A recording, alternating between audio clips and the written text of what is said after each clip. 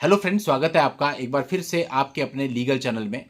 आज के इस वीडियो में एक मामला बताऊंगा। कोइंसिडेंस है कि ऐसा ही सेम मामला अभी 2 दिन पहले मेरे पास भी आया था ऑनरेबल सुप्रीम कोर्ट में ले जाने के लिए, और आज मैंने एक जजमेंट भी सेम पढ़ा 17 जून 2026 का, यानी कि कुछ ही दिन पहले ये जजमेंट आया है मेंटेनेंस केस पर।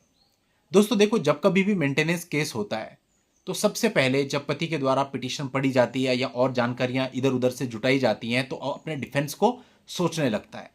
आमतौर पर पति के डिफेंस क्या होते हैं कि उसके ऊपर उसके माता पिता की लायबिलिटी है, उनके इलाज के खर्चे होते हैं वो उसी को बियर करने पड़ते हैं, अपने खर्चे होते हैं, रेंट होता है, और उसकी इनकम उतनी नहीं है, उसके ऊपर कई लायबिलिटी है, उसके लोन चल रहे हैं, पत्नी कैपेबल है, उसके पास डिग्री है, वो पोस्ट ग्रेजुएट है, वो काम कर सकती है, वो पूर्व में काम करती थी, उसके माता पिता की जो कंडीशन है वो काफी अच्छी है, उसके पास फैमिली प्रॉपर्टी है, पैतृक संपत्ति है, इत्यादि इत्यादि।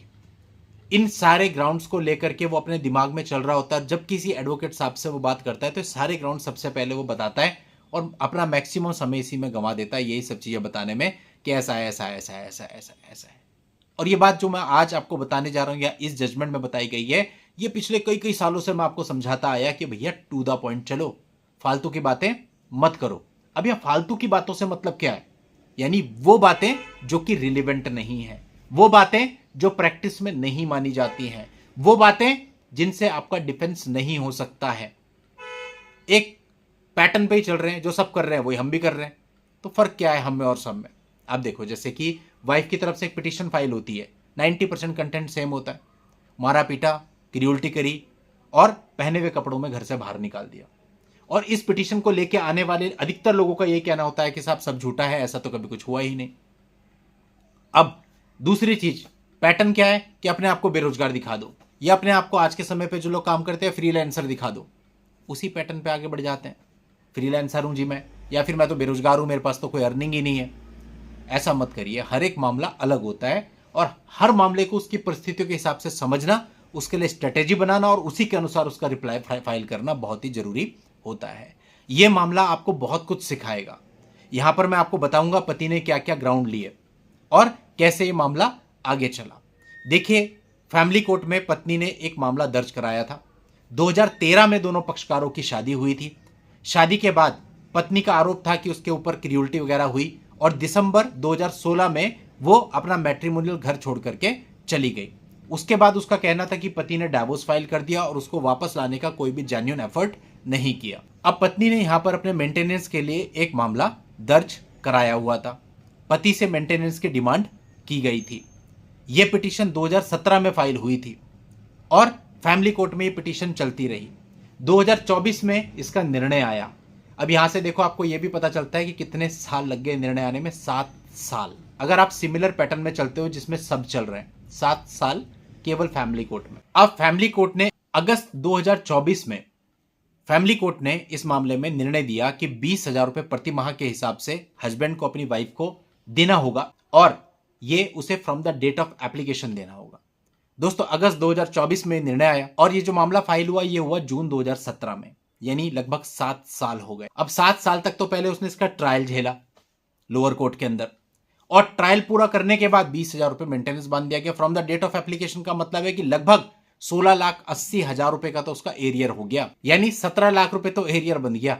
अब ऐसी परिस्थिति में आप बताओ क्या सेटलमेंट होगा? अगर आप सेटलमेंट की बात करते हो, सामने वाला क्या कहेगा, यार 17 लाख रुपए तो मेरे वो बंधे हुए जो आपको देने ही पड़ेंगे कुछ भी करके, प्लस उससे आगे का एलिमनी वो अलग है, तो आपका सेटलमेंट नहीं होगा। इसीलिए आपको कहा जाता है कि जो कुछ भी आपको करना है इनिशियल 1-2 साल में कर लेना चाहिए। मामले में अगर एक बार ऐसा कोई बड़ा ऑर्डर हो गया फिर बहुत मुश्किल हो जाता है। खैर, वापस हम इस मामले पे आते हैं। तो जब ये ऑर्डर हो गया तो पति ने इलाहाबाद हाई कोर्ट में इस मामले को, इस ऑर्डर को चैलेंज किया कम कराने के लिए। अब यहां पर पति की कुछ दलीलें थी जो उसने नीचे फैमिली कोर्ट में भी दी थी। पति का यह कहना था कि वो फ्रीलांसर के तौर पर काम करता है, फिलहाल उसकी इर्रेगुलर इनकम्स हैं, उसके ऊपर उसके माता पिता की भी लाइबिलिटी है। वाइफ के बारे में उसने बताया कि वो पोस्ट ग्रेजुएट है, एमएससी की हुई है, बीएड की डिग्री उसके पास है और अपना भरण पोषण करने में पूर्ण रूप से कैपेबल है। इसके अलावा उसने बताया कि उनके पास फैमिली प्रॉपर्टीज हैं जिसको एक स्पेसिफिक अमाउंट में उन लोगों ने बेचा है। इसके अतिरिक्त मदर की पेंशन है जिस पर वाइफ का पूरा पूरा एक्सेस है। अब दोस्तों ऐसे कई मामलों में बहुत सारे लोग डेली में मेरे से बात करते हैं और मैं सभी को यही कहता हूं कि भैया इररिलेवेंट बातें छोड़ दो। अब उसके माता कितनी कमाती हैं, पिता कितना कमाते हैं, वो चीजों पे फोकस नहीं करना है अपने को। लेकिन इस मामले में ऐसा किया गया। कोर्ट ने यहां पे सीधा सीधा कह दिया कि उसका जो पेरेंटल होम है, वहां की जो भी इनकम है या प्रॉपर्टी है, उससे जो हस्बैंड है वो अपनी लायबिलिटी से नहीं बच सकता। वो एक अलग बात है, वो उसके पेरेंट्स उसे कितना भी सपोर्ट कर रहे हैं या नहीं कर रहे हैं, लेकिन आपकी जो ड्यूटी है उसके अनुसार ये जो मेंटेनेंस बांधा गया है 20,000 रुपए प्रति माह, ये बिल्कुल वाजिब है और इस मेंटेनेंस को बिल्कुल सही माना। हस्बैंड की जो रिवीजन पिटीशन थी उसको खारिज कर दिया। अब मेंटेनेंस केस में क्या समझाया मैंने आपको सालों से, यही समझाया कि टू द पॉइंट बात करो, जिस चीज को कोर्ट कंसिडर करती है उस पर फोकस करो, जिस चीज को कोर्ट कंसिडर ही नहीं करती है वो हम आपको बता रहे हैं उसको मेंशन ही मत करो, उस पर जाओ ही मत, ताकि कोर्ट का फोकस केवल उस बात पे रहे जिस बात पे आप कोर्ट का फोकस दिलाना चाहते हो। तो मेंटेनेंस केस में यही बात सबसे इंपॉर्टेंट होती है। आज आप देख लीजिए, इस मामले को ले लो, 17 लाख रुपए करीबन इसमें एरियर है, हाई कोर्ट से पिटीशन डिसमिस हो गई। अब पति के पास क्या ऑप्शन है, वो सुप्रीम कोर्ट जाएगा। तो पहले तो सुप्रीम कोर्ट में समय भी लगेगा और पैसा भी लगेगा। दूसरा, ये कोई जरूरी नहीं कि सुप्रीम कोर्ट से भी रिलीफ मिले, मिल सकता है लेकिन जरूरी नहीं। तो यानी कुल मिलाकर के मेंटेनेंस फिर भी लास्ट में देना ही पड़ा। और इतनी बड़ी अमाउंट जब बन जाएगी तो आपका सेटलमेंट आप लगा लीजिए कि कहां पे किस अमाउंट पे होगा, एक आम आदमी इमेजिन भी नहीं कर सकता। इसलिए जब भी इस तरह का मामला आपके ऊपर आए तो इसे इनिशियल 2-2.5 साल में निपटाने की कोशिश करो। कैसे निपटाना है इसके लिए कई सारे वीडियो बनाए हैं, आपके क्या राइट्स हैं उन पर कई सारे वीडियो बनाए हैं, मेंटेनेंस केस को कैसे सही डील करना है, वाइफ पर परजरी कैसे फाइल करना है, सब पर वीडियो बनाए हैं। सब आपको मेरे चैनल पर मिल जाएंगे, बस थोड़ी सी मेहनत करनी पड़ेगी ढूंढने में, क्योंकि नंबर ऑफ वीडियोज अभी बहुत ज्यादा हो गए हैं इतने सालों में।